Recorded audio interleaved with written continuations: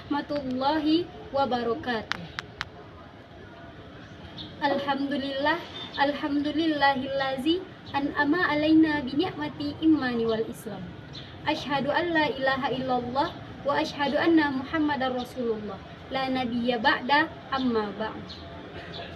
Pertama-tama, marilah kita ucapkan puji syukur kepada Allah Subhanahu wa taala yang mana berkat rahmat dan nikmat-Nya lah kita masih bisa melaksanakan aktivitas sehari-hari. Kalau bukan karena rahmat Allah, jangankan melangkahkan kaki, mengayunkan tangan, bernafas satu detik pun kita tak akan sanggup. Salawat dan salam tidak bosan-bosannya kita hadiahkan kepada Nabi Yuna Muhammad Sallallahu Alaihi Wasallam dengan kiriman Allahumma sholli ala Sayyidina Muhammad wa ala ali Sayyidina Muhammad. Yang saya hormati Ibu Endang Wahyuningsi sebagai dosen pengampu mata kuliah Bahasa Indonesia dan seterusnya, teman-teman yang seperjuangan dengan saya yang insya Allah dirahmati Allah. Baik, demi mempersingkat waktu, langsung saja masuk ke dalam pidato saya yang saya beri judul yaitu 3 pesan malaikat Jibril kepada Rasulullah Sallallahu Alaihi Wasallam. Di dalam kitab Nasaihul Laipat karangan ulama Nusantara Syekh Nawawi Al-Bantani di dalam kitabnya menjelaskan bahwa ada 3 pesan malaikat Jibril yang ia pesankan kepada Rasulullah Sallallahu Alaihi Wasallam. Pada suatu ketika Rasulullah Sallallahu Alaihi Wasallam bersabda kepada sahabatnya, "Ya ashabi, wahai sahabatku, maukah engkau mendengarkan 3 pesan malaikat Jibril yang ia pesankan kepada diriku?" Lalu sahabat menjawab, "Tentu ya Rasulullah." Lalu Rasulullah menyampaikan 3 pesan tersebut. Apa pesan yang pertama? Pesan yang pertama yaitu isma syi'ta, hiduplah sesukamu, mau engkau ingin mukmin ataupun engkau ingin kafir. Tetapi sesungguhnya ingatlah, fa innaka maitun, sesungguhnya kamu akan mati, sesungguhnya kamu akan pergi meninggalkan dunia ini. Dan pesan yang kedua yaitu wahabib masyita, cintailah apa yang ingin engkau cintai dan sayangilah apa yang ingin engkau sayangi. Tetapi ingatlah, fa innaka ma fari'uhu, sesungguhnya apa yang engkau cintai dan apa yang engkau sayangi selama di dunia akan pergi meninggalkanmu. Dan pesan yang ketiga yaitu wa'mal masyita, kerjakanlah apa yang ingin engkau kerjakan selama di dunia. Apakah engkau ingin mengerjakan hal baik atau engkau ingin mengerjakan hal buruk. Tetapi sesungguhnya ingatlah, fa innaka mazyun bi, apa yang telah engkau kerjakan selama di dunia akan diminta pertanggungjawaban oleh Allah di akhirat kelak. Ya. Ada sebuah cerita yang berkaitan dengan pesan malaikat Jibril kepada Rasulullah ini. Apa ceritanya?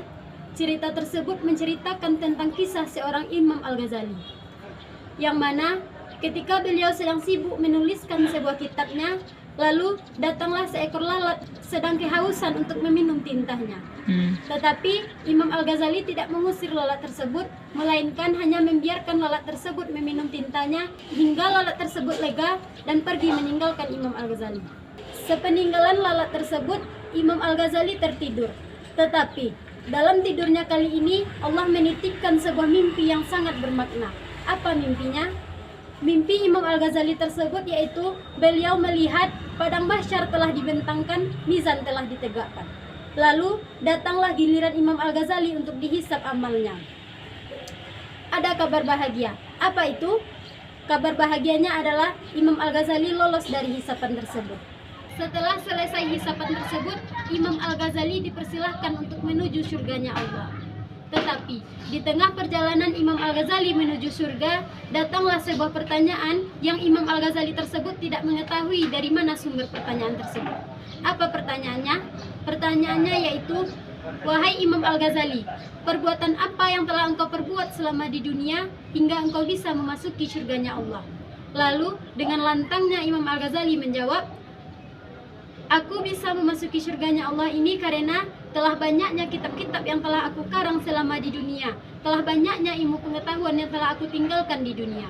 Tetapi anehnya, suara tersebut menjawab kembali apa pertanyaan yang ia lontarkan kepada Imam Al-Ghazali tadi. Ia berkata, wahai Imam Al-Ghazali, sesungguhnya yang menyebabkan engkau bisa memasuki surganya Allah ini bukan karena telah banyaknya kitab-kitab yang telah engkau karang selama di dunia, bukan karena telah banyaknya ilmu pengetahuan yang telah engkau tinggalkan selama di dunia, melainkan engkau hanya membiarkan seekor lalat yang sedang kehausan untuk meminum tintahmu, sehingga lalat tersebut lega dan tidak jadi lalat tersebut mati dalam keadaan kehausan. Seandainya jika engkau tidak membiarkan lalat tersebut meminum tintahmu, belum tentu engkau akan bisa memasuki surganya Allah. Karena sesungguhnya kita tidak tahu amalan apa yang bisa menyebabkan kita masuk ke dalam surganya Allah dan perbuatan apa yang bisa menyerumuskan kita ke dalam nerakanya Allah. Maka dari itu, peliharalah keluarga kita dari api neraka. Karena sesungguhnya ada sebuah cerita yang menceritakan tentang betapa dahsyatnya api neraka. Apabila diturunkan api neraka ke bumi, walaupun itu sebesar jarum, niscaya bumi akan hancur olehnya. Dan apabila digantungkan salah satu baju penduduk neraka di bumi, niscaya penduduk bumi akan mati karena tak sanggup mencium bau busuknya baju tersebut. Maka dari itu dapat kita tarik kesimpulan bahwa 3 pesan malaikat Jibril kepada Rasulullah SAW juga berguna untuk kita sebagai nasihat.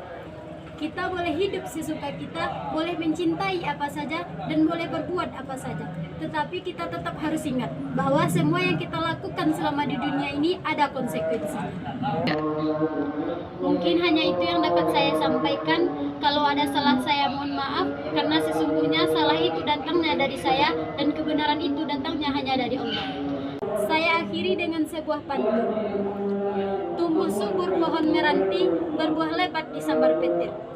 Apa yang kita tanam hari ini akan kita tuai di hari akhir.